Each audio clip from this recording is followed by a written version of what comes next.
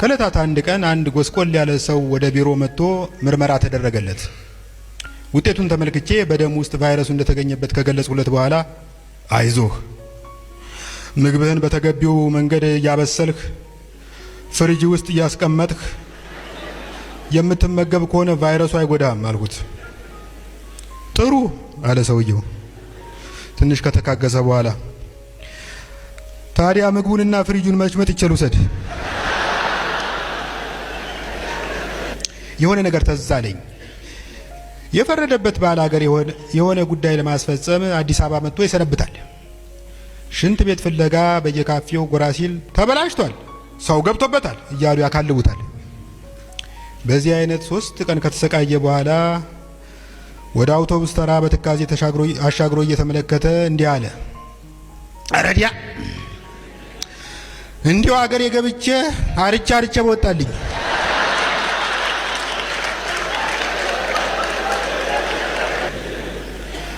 ሰው ደግሞ ወረፋ የመጠበቅ ትዕግስቱም ሆነ ጨዋነቱ ጥሎት ጠፍቷል።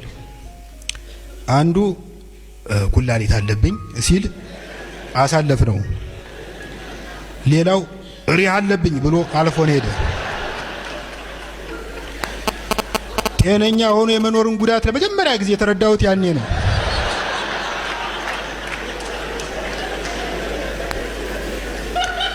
ካሰልቺ ጥበቃ በኋላ እኔም ጎበዝ ትንሽ ራሴን ስላመመኝ ካስቀደሙኝ ብል ከፊቴ የቆመው ተሰላፊ በራስ ቆመህ ነው እንዴ ወረፋ የምትጠብቀው ብሎ ገገመ። ባላገር ዛሬ ድረስ እግዚአብሔር ሲቆጣ በዝናብ አር ያመጣ ብሎ ይተርታል።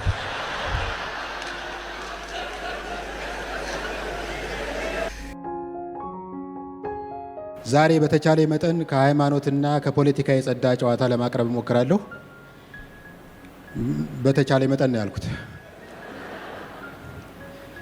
በቀደም ፓስተር ጭሮ የሚባል ሰባኪ ምን ሲል ሰማው መሰላችሁ? እስቲ ሁላችሁም በዚህ ዓመት ተኝቼ በላለሁ በሉ።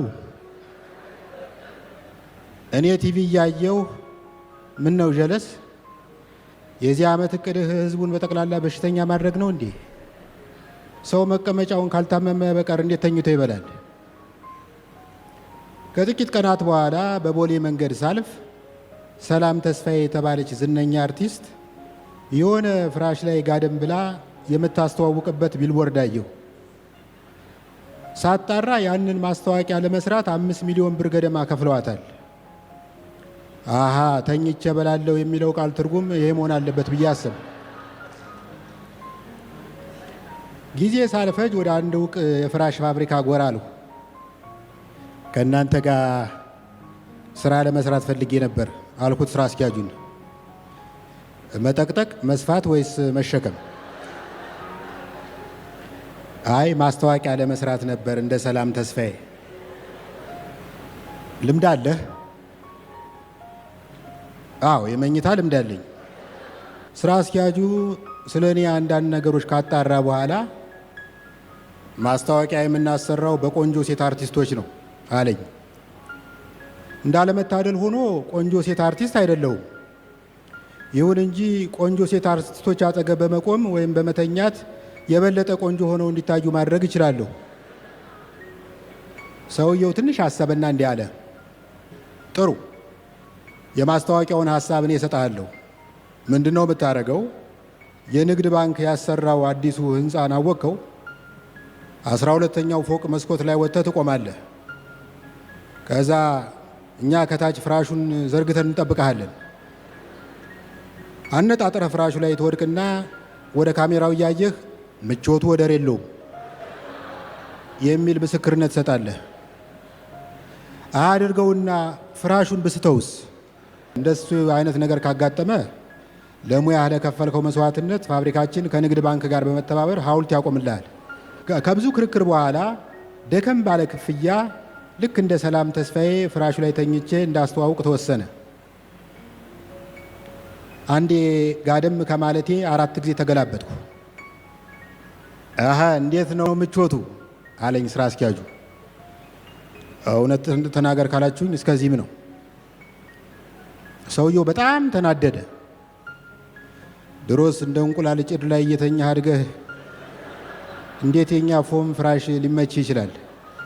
ጥፋ ከዚህ የህጋዊ ድሃ ልጅ።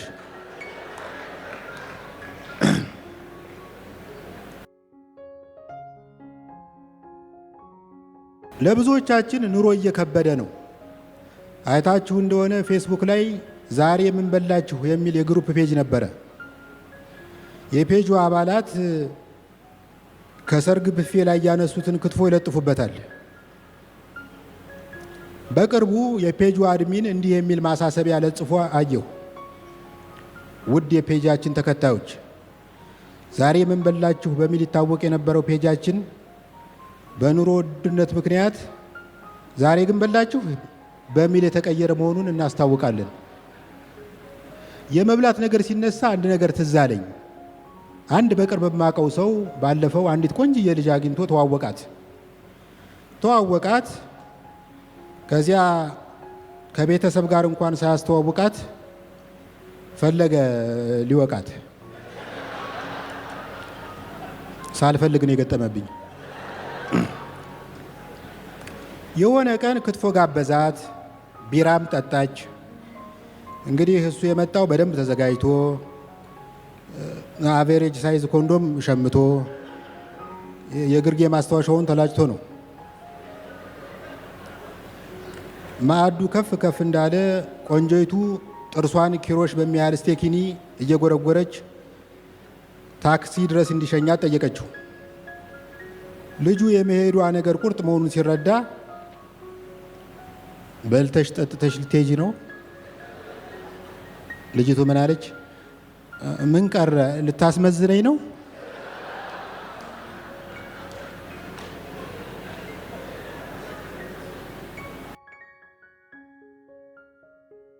ወንድ ልጅ በእኔ እድሜ ላይ ሲደርስ ሚስትን አጥብቆ ይፈልጋል። ዘንባባ እንኳን ከአንዱ ቦታ ተነቅሎ ሌላ ቦታ በሚተከልበት ዘመን ወንድ ልጅ ቆሞ ሲቀር ያስቆጫል።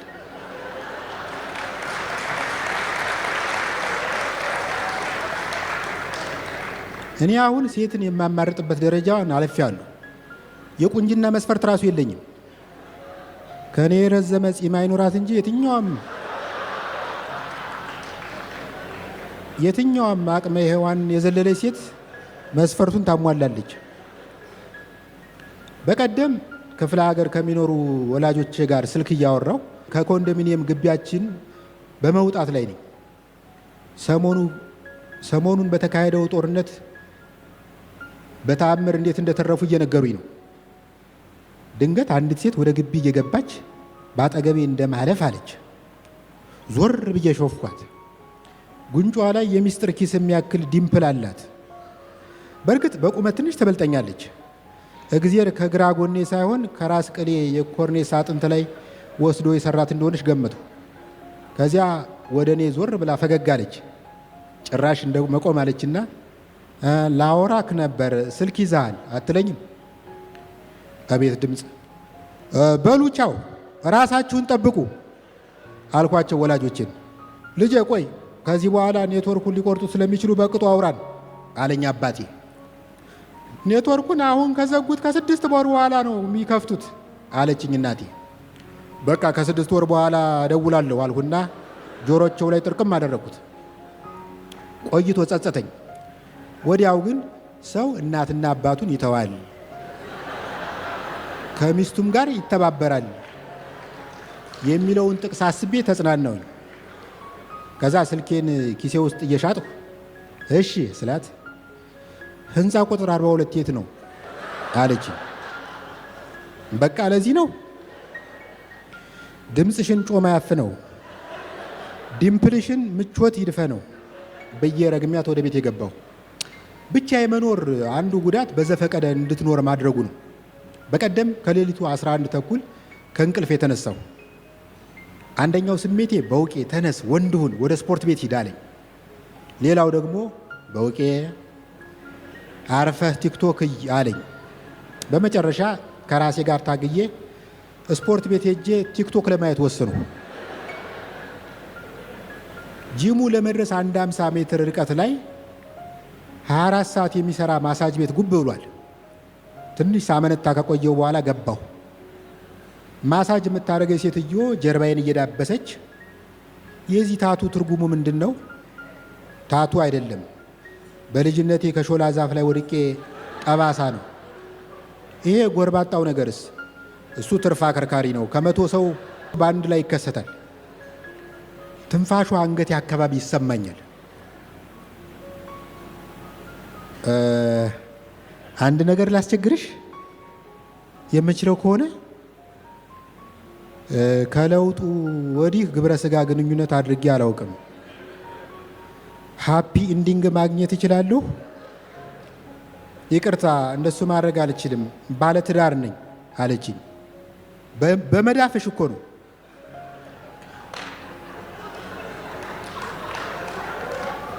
ባሌ ከነ መዳፌ ነው ያገባኝ አለችኝ። ይሄ ከብልግና ጋር የተገናኘ አይደለም አልኳት።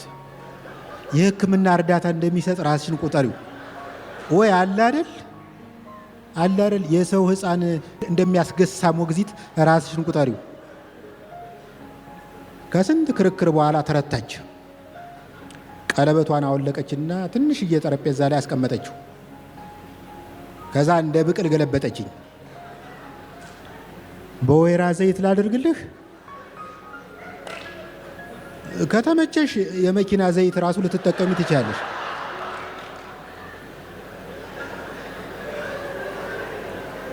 ከግማሽ ሰዓት በኋላ የጂም ሻንጣዬን ተሸክሜ ጎብጬ በቺቺኒያ ሳልፍ አሰለፈች በር ላይ አንዲት ሴት ቆማለች። ሃንጎቨር በተጫጫነው ድምፅ አባቱ ናግባ አለችኝ። የተባረከ ይሁን። አሁን መጣሁ።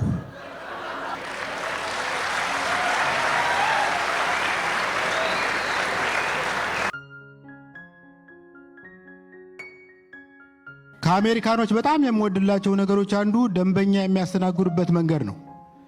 አሜሪካኖች መክፈል እስከቻልክ ድረስ ጠብ እርግፍ ብለው ያገለግሉሃል። ለምሳሌ የሆነ ሬስቶራንት ውስጥ ገብተህ በልተህ የቅሬታ ሰበብ ብታጣ የመኮረኒው ቀዳዳ ከመጠን በላይ ጠበበ፣ ወይም ቀይ ስሩ በጣም ቀላ ብለህ ኮምፕሌን ማድረግ ትችላለህ። I want to speak to the manager ብለህ ትቀውጠዋለህ።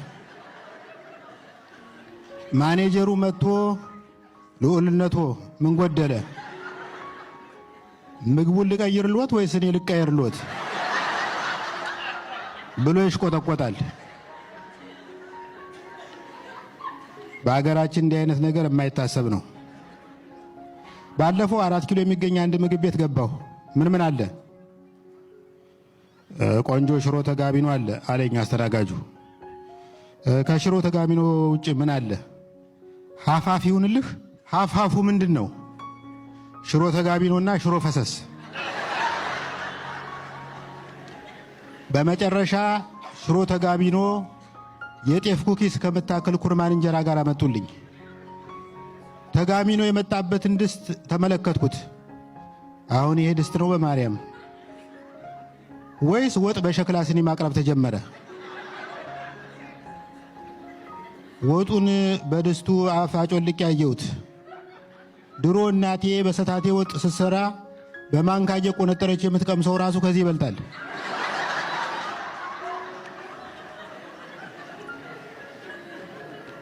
ማኔጀሩን ጥሩልኝ ብዬ ቀወጥኩት።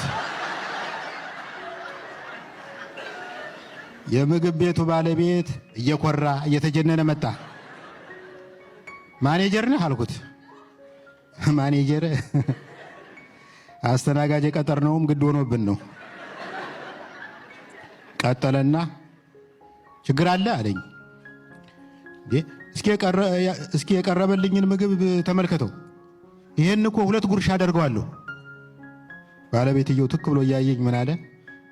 እና ይሄ የሚያሳየው እኮ የምግቡን ትንሽነት ሳይሆን የጉርሻህን ትልቅነት ነው። ሎስ አንጀለስ ከመጣሁ 5 ቀን ሆኖኛል እና እስካሁን መብራትና ውሃ አልጠፋም።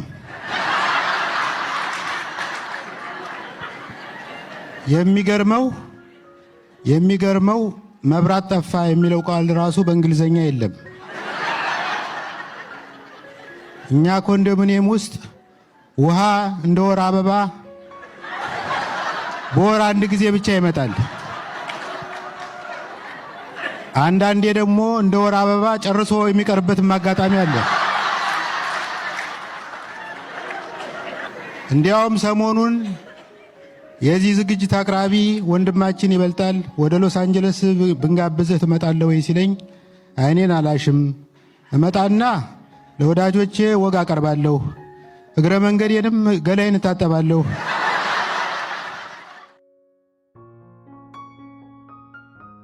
ከጊዜ ወዲህ ታዘባችሁ ከሆነ አላቅም፣ ሰው ሲሞት እንደ ድሮ መደንገጥና ማዘን እየቀረ ነው። በቀደም የሆነ ቀብር ላይ አጠገቤ የቆመው ሰውዬ ለለቅሶ ሲያሟሞቅ አይቸው ሶፍት ብሰጠው ተቀብሎ በኃይል መናፈጥ ጀመረ። አነፋፈጡ ደግሞ ኑሮም በጠቅላላ የሚናፈጥ ነው የሚመስለው። የግራ አፍንጫ ቀዳዳውን ደፍኖ በቀኙ ዘለግ ያለ የሆነ ሙላቱ አስታጥቂ ያልደረሰበት ባህላዊ መሳሪያ ድምፅ ሲያወጣ ስሰማው በሞተው ሰውዬ ቀናሁ። በቀደም ደግሞ አንዱን ጀዝባ ጎረቤታችንን ልናረዳ ንጋት ላይ ቤቱ ሰብሰብ ብለን ሄድን። ሰራተኛዋን በር አስከፍተን ከተኛበት አልጋ ፊት ቆምን። ማን እንደሆን አውቀሃል? ሰውየው አይኑን እየጠራረገ አፍራሽ ግብረ ኃይል ናችሁ? ጎረቤቶች ነን።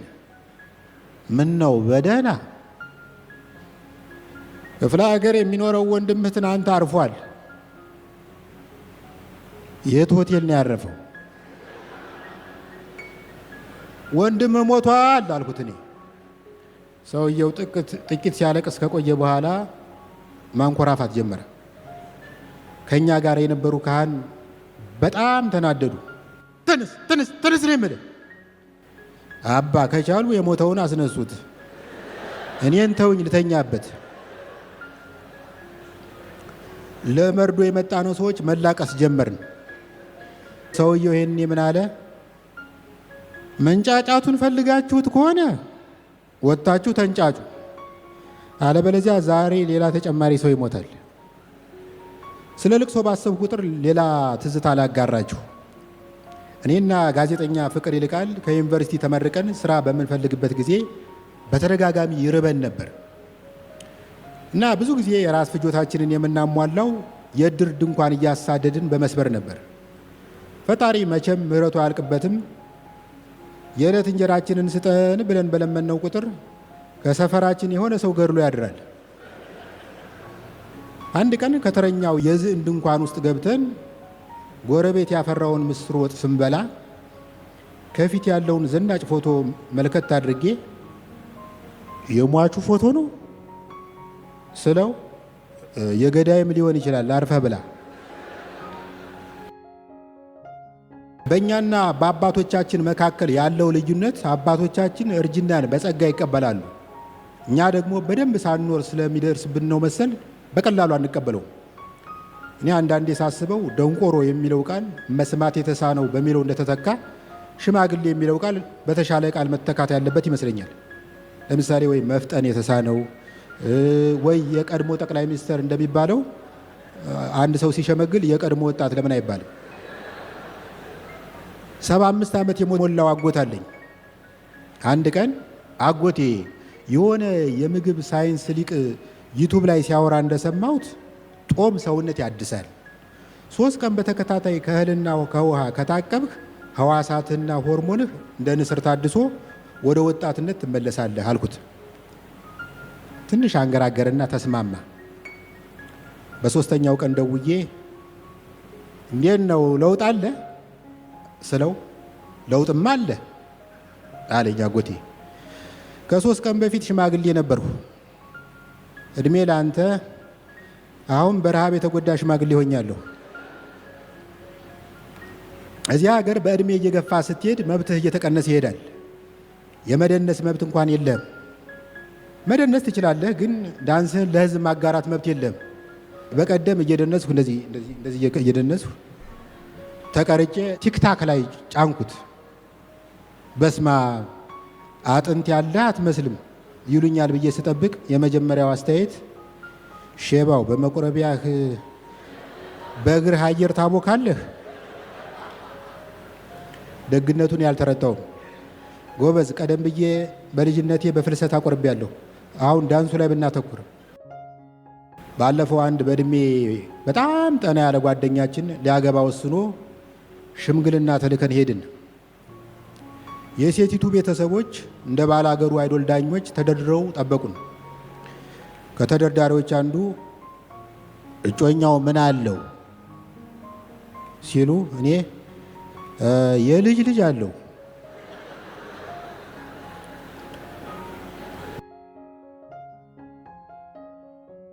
አልፎ አልፎ ከጓደኞቼ ጋር ክለብ እወጣለሁ እና ታታሪ ጨፋሪዎች እንደምታውቁት አዲስ አበባ ውስጥ አሪፍ አሪፍ ክለቦች በቅርብ ርቀት የተከማቹ ናቸው።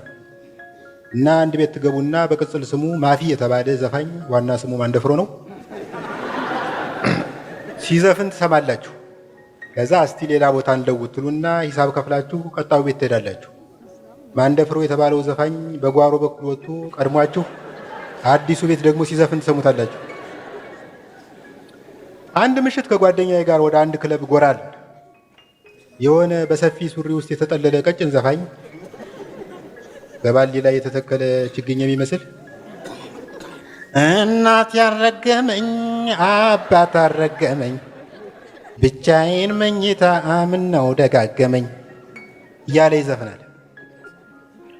እናትና አባቱ ካረገሙት እንዴት እንዲህ ያለ ድምፅ ሊሸከም ቻለ?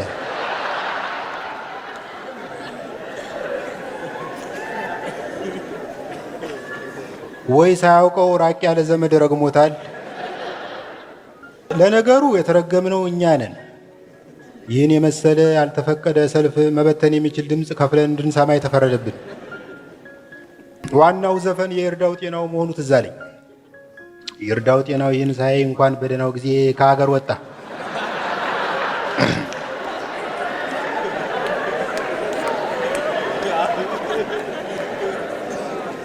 እኔ በመጨፈር እደሰታለሁ፣ ጓደኛዬ ደግሞ በመተቸት ይደሰታል።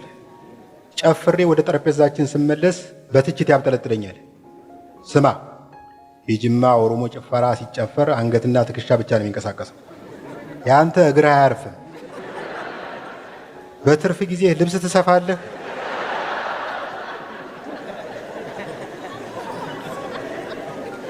ትንሽ ቆይቶ ኧረ በእናትህ አሁን የጨፈርከው ጉራጌኛ መሆኑ ነው? ስትፈናጠር እኮ ጉንዳን የበላው ገበሬ ነው ትመስለው። ጉራጌ ክልል ካልሆኑ የሚለው ባህሉን እንዲህ ካለ ብክለት ለመጠበቅ መሆን አለበት። ከዛ ደግሞ ትክክለኛ ምንጃርኛ ለመጨፈር ከፈለግ አቋቋምህን ለሪጎሪ እንደተዘጋጀ በረኛ መሆን አለበት። አንተ ግን ያመለጠ ዶሮ ለመያዝ የምትሰናዳ ነው የሚመስለው። ከጥቂት ጊዜ በኋላ አንድ ዘፋኝ ክራር አንግቦ ወጥቶ ትግርኛ መዝፈን ጀመረ። ክራሩ ሚያው ሚያው ሚያው ሚያው ማለት ሲጀምር ትግርኛ ተናጋሪ ጨፋሪዎች ግልብጥ ብለው ወጡ። ቀጥሎ ደግሞ ትግርኛ የማይናገረው በብሔር ብሔረሰቦች እኩልነት አምናለሁ የሚለው በዘረኝነት እንዳይጠረጠር የሚፈልገው የሆነ ጊዜ ጎረቤቱን ጁንታ እያለ በመሳደቡ ጸጸት ያንገበገበው ወጣና ክብ ሰርቶ ይተራመስ ጀመረ። 5 ደቂቃ፣ 10 ደቂቃ፣ 20 ደቂቃ፣ 30 ደቂቃ። ሰውየው መድረኩን ሊፋታው ነው። ክራሩ በድብደባ ብዛት ብትስትስ ብሎ አንድ ክር እስኪቀረው ድረስ መዝፈን ቀጠለ። ዘፋኙ ሳያስበው በክራርና በማሲንቆ መሃል ሊመደብ የሚችል ክራሲንቆ የተባለ መሳሪያ ፈበረከ። በጭፈራ ሲያጅብ የነበረው ሰው ሁሉ አሁን ወደ የጠረጴዛው አፈግፍጎ ሰውየው እስኪጨርስ ድረስ በተሟጠጠ ትዕግስት መጠባበቅ ጀመረ። እኔ ቢቸግረኝ ጓደኛዬን ይህ ነገር ትንሽ አልረዘመም ስለው በአስቸኳይ ጊዜ አዋጁ ተከልክለው ስለነበር አሁን ለማካካስ ነው።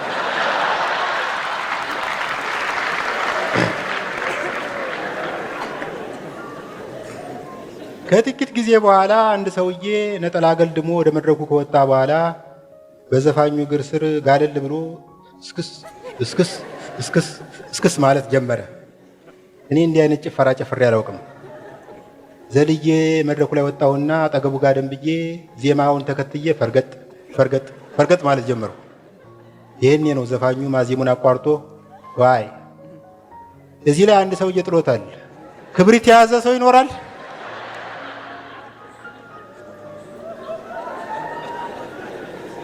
ከምሽቱ 9 ሰዓት አካባቢ ከጓደኛዬ ጋር ከክለብ ወጣን። 60-90 ደወልኩ። 5 ጊዜ ደጋግሜ ከደወልኩ በኋላ ኦፕሬተሯ አንስታ ፈረስ ትራንስፖርት ባኮልተኛበት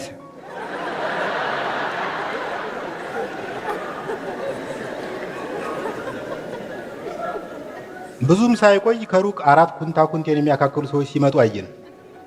ጓደኛዬ ለማንኛውም መዘጋጀቱ አይከፋም አለና ከጃኬቱ ስር ይህን የሚያክል መሽለቅ አድርጎ አወጣ። እኔ አይኔን እያጨናበስኩ አጅሪ የሰልፍ ዲፌንስ ቆመጥ ይዛል ስለው ዋየርለስ ማይክ ነው ባክህ፣ በዚህ ሞቅ አድርጌ ካልጮህ ህዝብ አይደርስልን። አመሰግናለሁ።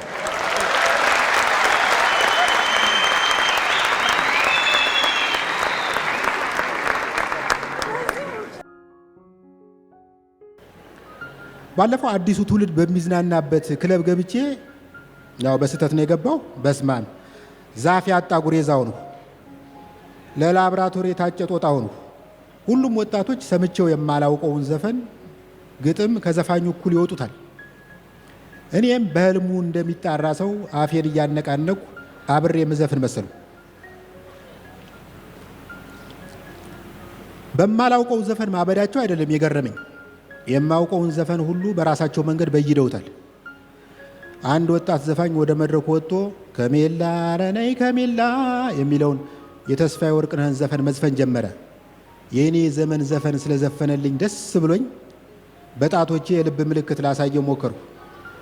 ይሁን እንጂ አንዱ ከጎንስ ገፋ ስላደረገኝ ሳላስበው የኩላሊት ምልክት ሰራሁ።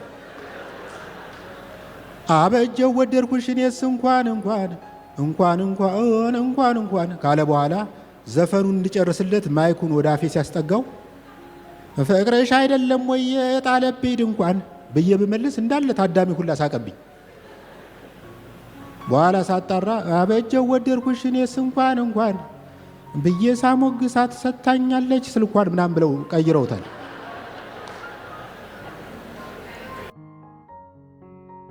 ልብ ብላችሁ ከሆነ ከተማችን ውስጥ ጠብና ድብድብ እየበዛ ነው። ድሮ ሰው ክለብና ስቴዲየም ውስጥ ነበር የሚደባደበው። አሁን እኮ አዝመራ ሽሮ ቤት ሳይቀር ሰው ሲደባደብ አይቻለሁ። በዚህ ምክንያት ሳይሆን አይቀርም አንዳንድ ሰዎች ራሳቸውን ለመከላከል ቦዲጋርድ ይቀጥራሉ፣ ሌሎች ደግሞ ቴኳንዶ ይለማመዳሉ። እንደኔ በዚህ ዘመን አስተማማኙ ራስን የመከላከል ጥበብ በጊዜ ወደ ቤት መግባት ነው። አንድ ወዳጄ ለ5 ወር ያክል ቴኳንዶ ሰለጠነ። አንድ ምሽት ላይ አገራማን ነው ብሎ ከስልጠና ወደ ቤቱ ሲመለስ አሳቻ ቦታ ላይ 2 ጎረምሶች ከኋላ መጡበት። ያ እያለ በእጅና በእግሩ አየሩን እየቀዘፈ ሊያስቦካቸው ሲሞክር አንደኛው ያፈነገጠ ኮብልስቶን አንስቶ በመወርወር ህብረ ሰረሰሩ ላይ ጠነበሰው። ታሞ በተኛበት ሄጄ ስጠይቀው በደንብ አላስተማራችሁም እንዴ አልሁት። አረ እየተማርን ነበር፣ ግን ኮብልስቶን ላይ አልደረስንም። አሁን እንዴት ነው ሕክምና አገኘህ? ሕክምናው የጠበቁትን ያህል አልጠቀመኝም እንጂ ታክሜያለሁ። ሳስበው የመደቡልኝ ሐኪም የክብር ዶክትሬት ሳይሆን አይቀርም። በመጨረሻ ቴኳንዶ በመሰልጠንህ ይጸጽታል ስል ጠየቅኩት። በጣም ለስልጠና የከፈልኩትን ብር ዝም ብዬ ባጠራቅመው ኖሮ ህንድ ሄጄ የታከምበት ነበር።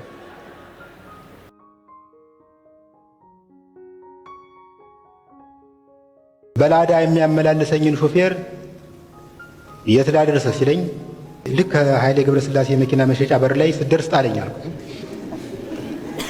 ከታክሲው ስወርድ በአጋጣሚ ኃይሌ በሩ ላይ ቆሞ በአንዱ ኤሌክትሪክ መኪና ላይ ትራንስፎርመር ምናምን እየገጠመ ነበር። ገና ሲያየኝ እኔ እምልህ እስካሁን በታክሲ ነው እንዴ የምትጠቀመው አለኝ። አዎ። ኃይሌ ትንሽ ሲያስብ ከቆየ በኋላ አልፎ አልፎ በአውቶቡስ ተጠቀም፣ የምትጽፈው ነገር አይጠፋም።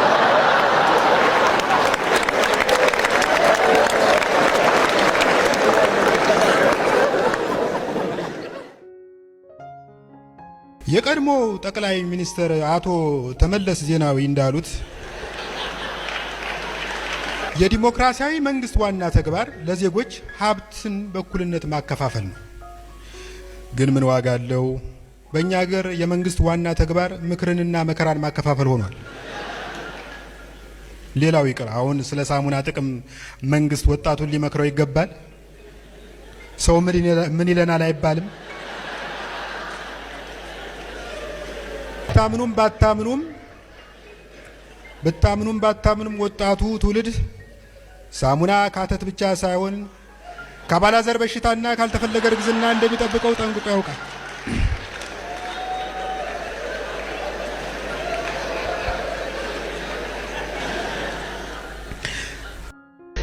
አንዳንድ ሰዎች ሰሞኑን በኢንቦክስ በሀገራችን ተጨባጭ ሁኔታ ላይ አንድ ነገር በል እንጂ እያሉ ሲወተውቱኝ ነበር።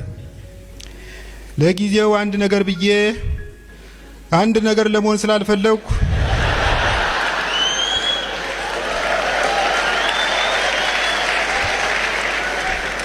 ግን ምን አስጨነቀ በውቄ?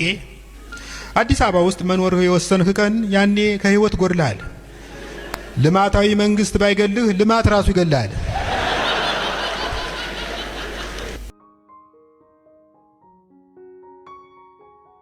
ዘመኑ ብዙ የሚዘገን ነገር ያለበት ነው። እኔ በዚህ ዘመን አነቃቂ ንግግር እናገራለን የሚሉ ሰዎች ያስቀኑኛል።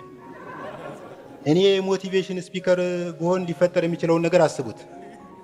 ህይወት ከብዶሃል፣ አለቃ ያበሳጭሃል፣ ገንዘብ አልጠራቀም ብሎሃል፣ ከመኝታ ለመነሳት ወኔ ታጣለህ። ምኑ ተነካና ገና ሳረን ትበላለህ።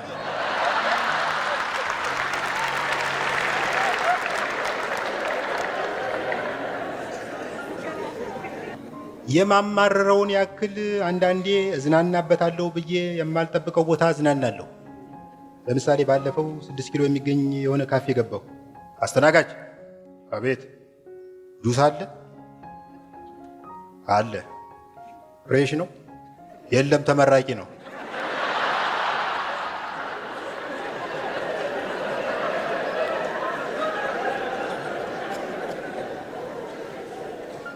ባለፈው ደግሞ አንድ ስመጥር ሰው አርፎ ቀብሩ ላይ ተገኘው። የሆነ ሰውዬ ወደ መድረክ ወጣና አሁን ደግሞ አበባ ያበረከቱ ሰዎችን ስም ዝርዝር አቀርባለሁ፣ ጊዜ ለመቆጠብ ያክል አባቶቻቸውን ስም ዘለዋለሁ አለ። ከዚያ አቶ በላቸው። ኧረ አቶ በላቸው ነው። እሺ። አቶ ቀጀላ።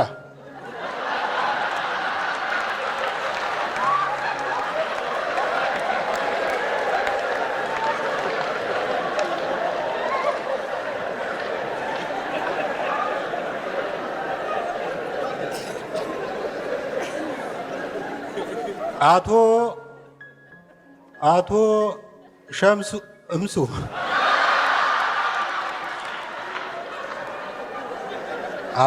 የጠራው እንደዚህ ነው። ሰውየው የቀጣውን ስም ከማንበቡ በፊት እየገፈተሩ አወረዱት።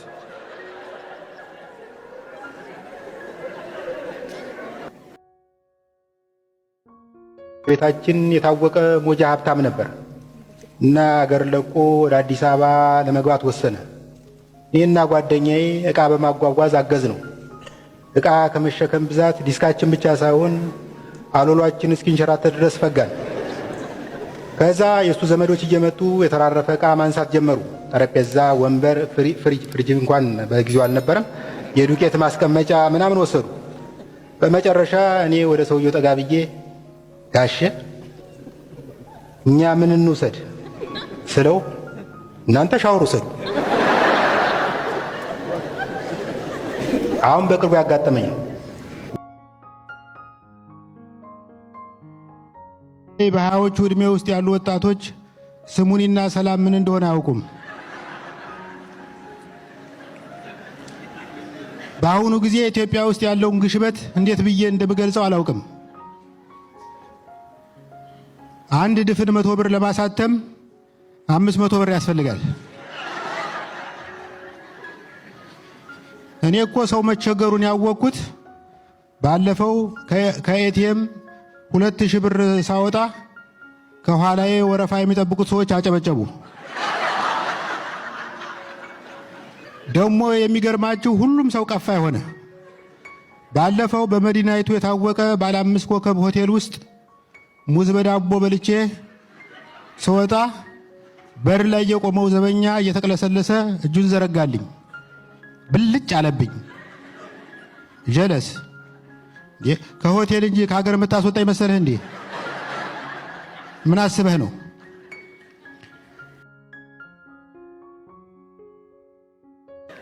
በቅርቡ አታምኑኝም፣ ክትፎ አማረኝ። ለ12 ዓመት ያህል ከስጋ ታቅቤ ከቆየው በኋላ ክትፎ አማረኝ። ሰው በኢኮኖሚ ምክንያት ከክትፎ ባፈገፈገበት ዘመን እኔን አማረኝ። ስጋ አልበላም ብዬ በሚዲያ በይፋ መናገሬን አስቤ ተጸጸትኩ። ግን አምሮቴ ረፍት ሲነሳኝ በቅርብ ያገኘሁት ክትፎ ቤት ውስጥ ገባሁ። አስተናጋጅ፣ አንድ ቆንጆ ክትፎ መረቅ እንዳይበዛበት። ልክ ተደብቆ ጂን እንዳዘዘ ፓስተር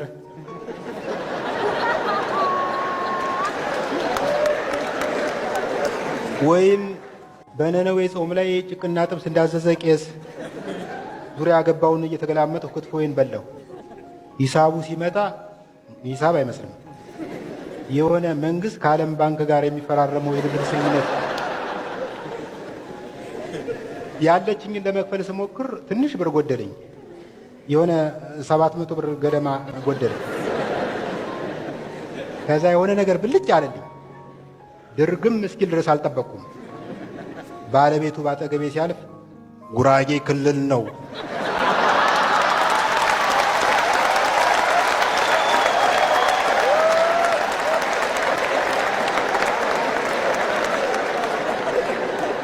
ጉራጌ ክልል ነው፣ ክላስተር ቦምብ ነው ብዬ ጮህ። አስተናጋጁ ጀለስ ሌላ ሞክር፣ ባለቤቱ ዶርዜ ነው።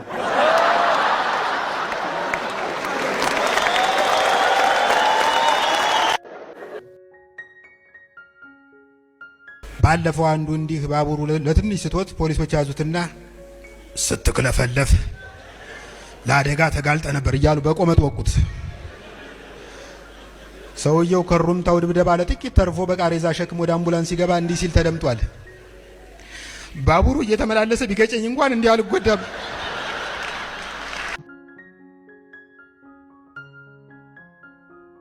የሆነ ጊዜ በአንድ ዕውቅ ሆስፒታል ውስጥ የአማካሪነት ሥራ ሰራ ነበር።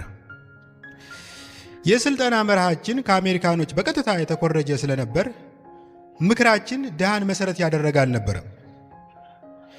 ከዕለታት አንድ ቀን አንድ ጎስቆል ያለ ሰው ወደ ቢሮ መጥቶ ምርመራ ተደረገለት።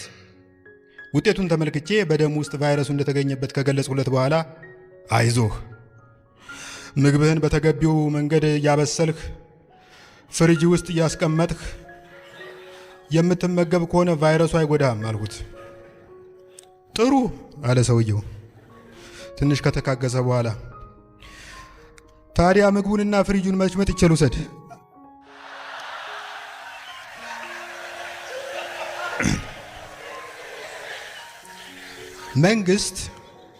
መንግስት ከመጸዳጃ መልስ ምግብ ከማዘጋጀቱ በፊት እጅዎን በሳሙናና በውሃ በመታጠብ አተትን ይከላከሉ የሚለው ምክር በስልኬ በለቀቀብኝ ቁጥር ትዝ የሚለኝ ያጎስቋላ ሰውዬ ነው። የቀድሞ ጠቅላይ ሚኒስትር አቶ ተመለስ ዜናዊ እንዳሉት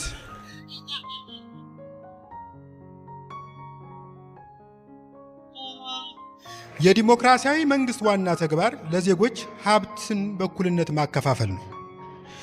ግን ምን ዋጋ አለው? በእኛ ሀገር የመንግስት ዋና ተግባር ምክርንና መከራን ማከፋፈል ሆኗል። ሌላው ይቅር፣ አሁን ስለ ሳሙና ጥቅም መንግስት ወጣቱን ሊመክረው ይገባል። ሰው ምን ይለናል አይባልም።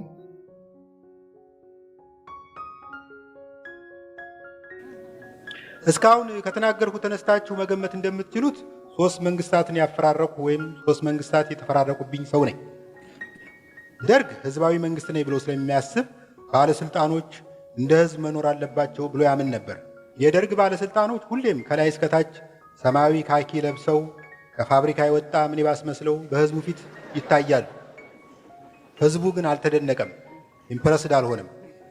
ህዝብ ወደ ስልጣን የሚያወጣ ከድህነቱ እንድታወጣው ነው እንጂ ድህነቱ እንድትሻማው አይደለም።